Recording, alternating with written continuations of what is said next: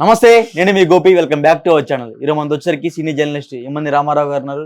Sir నమస్తే sir. నమస్తే అండి. సార్, ఆంధ్రప్రదేశ్లో సజావుగా ఎలక్షన్స్ అనేది నడిచినాయి. మరి కొన్ని చోట్ల కొంచెం విధ్వంసకరంగా నడిచినాయి. సో ఏదైతేనే పోలింగ్ అయితే సజావుగా ముగిసింది. సో అదే క్రమంలో నగరిలో ఈసారి రోజా ఓడిపోతుందని సర్వేలు అయితే చెప్తున్నాయి. సరే, ఓడిపోతే మళ్ళీ బ్యాక్ టు జబర్దస్త్ అన్నట్టుగా వస్తున్నాయి. ఇంద్రరాజా గారింటికి మళ్ళీ జబర్దస్త్ రోజా వస్తుంటే కొన్ని వార్తలు వస్తున్నాయి. దీని గురించి మీరు ఏం చెప్తారు? బ్యాక్ టు జబర్దస్త్ అని కాదు, బ్యాక్ టు టీడీపీ అయినా మీరు ఆశ్చర్యపోనక్కర్లా. ఎవరు? రోజా బ్యాక్ టు టీడీపీ అంటున్నాను, మీరు ఆశ్చర్యపోనక్కర్లేదు.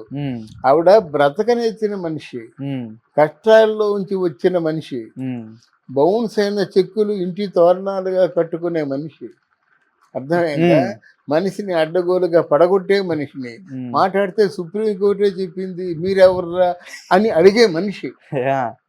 అందువల్ల ఆవిడ బ్రతకడం పెద్ద కష్టం కాదు. ఎవరైనా ఇప్పుడు కొంత సంపాదిస్తారు, అదంతా ప్రజల మీదే సంపాదిస్తారు. రోజా గురించి చెప్పడం లేదు. ఆ ప్రజల మీదే సంపాదించిన దాంట్లో కనీసం ₹1,00,00,000 పోయిందంటే వాళ్ళు ప్రాణం పోద్ది. సంపాదించింది తీసి ఖర్చు పెట్టరు, అది అలా నిలవ ఉంచుతారు. ఈ రన్నింగ్ ఇన్కమ్ ఖర్చు పెట్టుకుంటారు. అంటే రన్నింగ్ ఇన్కమ్ కోసం ప్రతిసారి ప్రతిరోజు ప్రాకులాడే వ్యక్తి ఎవరైనా ఉన్నారంటే రోజా. అంత కాన్ఫిడెన్స్ చెప్తున్నారు. తెలుసు గనక, ఆవిడ్ని మొదటి నుంచి అబ్జర్వ్ చేసిన మనిషిని గనక. ఆవిడ మొదటి సినిమా చేసిన డైరెక్టర్ శివప్రసాద్ నా దగ్గర పనిచేశాడు గనక, నా ముద్దుల చెల్లెల్లో ఆవిడ డైరెక్టర్ శివప్రసాద్ నన్ను చాలా బాగా చూసుకునేవాడు. తిరుపతి తెలుగు నాకు రిపీట్ తిరుపతి తెలుగు అంటే ఆయన క్లినిక్ ఉంది, పెద్ద మంచి ఆఫీస్ ఉంది. కూర్చోబెట్టేటప్పుడు వీళ్ళు వచ్చారు, రోజాను రోజా ఫాదరును. వచ్చిన తర్వాత అప్పుడు చెప్పాడన్నమాట. అప్పుడు చెప్పి ఏదో కొన్ని మాటలు ఉంటాయి కదా, సినిమాటిక్గా మాట్లాడుకున్న మాటల్లో తెలిసిందంటే చాలా గడుసుది. ఆ చిత్రం పేరు ప్రేమ తపస్సు, రాజేంద్ర ప్రసాద్ హీరో. అప్పటి నుంచి చూసుకుంటూ వస్తున్నాను రోజాని. మొత్తానికి తను హీరోలతో చేసినప్పుడు చాలా మంచి కెమిస్ట్రీని అందించేది సిగ్గుపడకుండా. ఒకటి. రెండవది ఏంటంటే సినిమాలు ఛాన్సుల కోసం కూడా చాలా అంటే అనుకుంటే సాధించేది. సినిమా ఛాన్సులు ఎలా సాధించిందో ఎందుకు అవన్నీ మనకు అనవసరం. అంటే ఎలా మాకు కొంచెం తెలియదు సార్. ఎలాగంటే ప్రొడ్యూసర్ని పట్టుకుంటుందండి, ఇస్తావా చేస్తావా అని అడుగుతుందండి. డెఫినెట్గా హీరోని పట్టుకుంటుంది. హీరో మాట్లాడుతుంటూ అది నేను అదే అనుకుంటున్నాను అంటారు, అయిపోతుంది పని. అంటే వాళ్ళకి కొన్ని ట్రిక్స్ ఉన్నాయండి. ఏంటి సార్ ట్రిక్స్? మాకు తెలియదు అంటే ఏం లేదు. ఎందుకంటే రాబోయే రోజుల్లో మేము ఇండస్ట్రీకి వెళ్దాం అనుకుంటున్నాం. సో కొంచెం ట్రిక్స్. మీరు రాబోయే రోజుల్లో ఇండస్ట్రీకి వెళ్తే మగవాళ్ళు ఏం చేయలేరు. మగవాళ్ళు ఏం చేయలేదు, కాల్ బాయ్స్ గా ఉండవలసిందే. కానీ వీళ్ళు ఆడవాళ్ళు అయితే చక్రం తిప్పుతారు. ఇంతవరకు చక్రం తిప్పిన వాళ్ళు చాలా మంది కూడా ఆ చక్రం తిప్పే యుక్తి ఉన్న వాళ్ళే, కానీ మిగతా వాళ్ళు అలా కాలగర్భంలో కలిసిపోయారు. ఇక పోయినట్టయితే ఆ మధ్య కాలంలో వాళ్ళ అన్నయ్య కుమారస్వామి అని సూపర్ హిట్ పత్రిక తీసుకొచ్చాడు. ఆర్కాట్ రోడ్ నెంబర్ 47లో ఆఫీసు. దాంట్లో నేను కూడా రాస్తుండేవాడిని, సూపర్ హిట్ అనే పత్రికలో. అది ఎవరు తీసుకున్నారు? అప్పటికే బాగా అప్పులు పాలైపోయాడు. ఎవరు? ఇది మన రోజా అన్నయ్య ఎవరైనా చెప్పి కుమారస్వామి.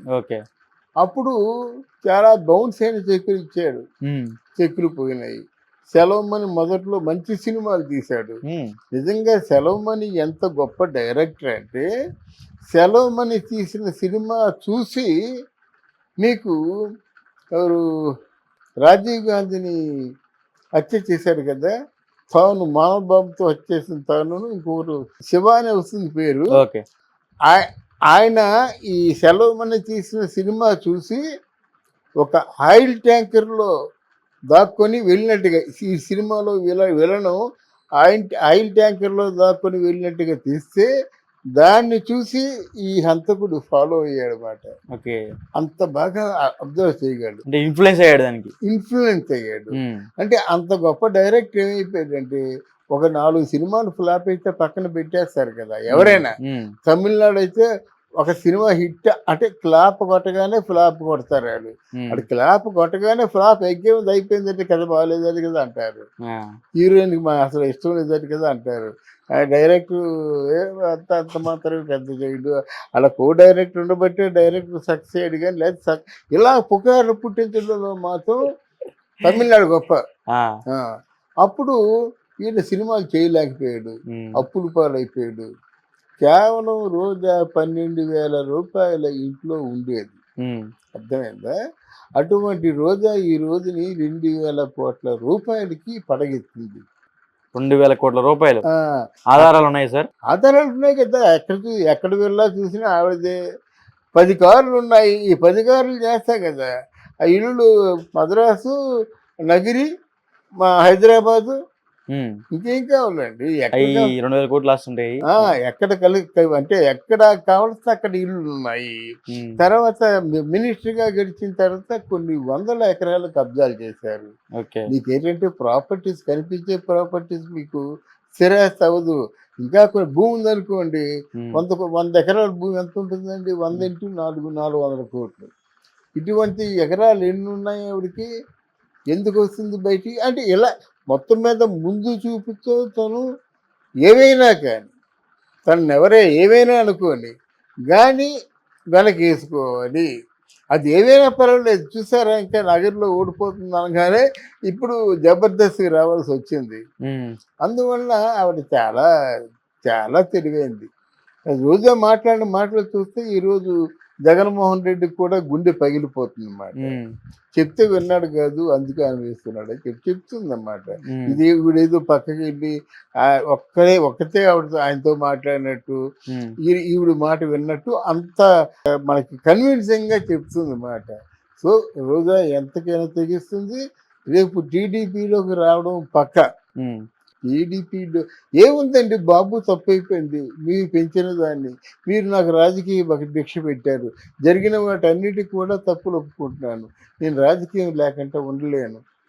నేను కాపాడుకోలేను, నా ఫ్యామిలీని కాపాడుకోలేను. వాడికి ఉంటాయి 1,00,000 మార్గాలు ఉంటాయండి. దానికి కూడా బాబు క్షమించేస్తాడు. అమ్మ నువ్వు నీకేం పని లేదు కానీ ఆ జగన్మోహన్ రెడ్డి చెడ్డం ఒకటే నీకు పని అని చెప్పి ఆ మంత్రికి ఆ శాఖ ఇస్తాడు, తిట్టే శాఖ. అయిపోయింది కదా.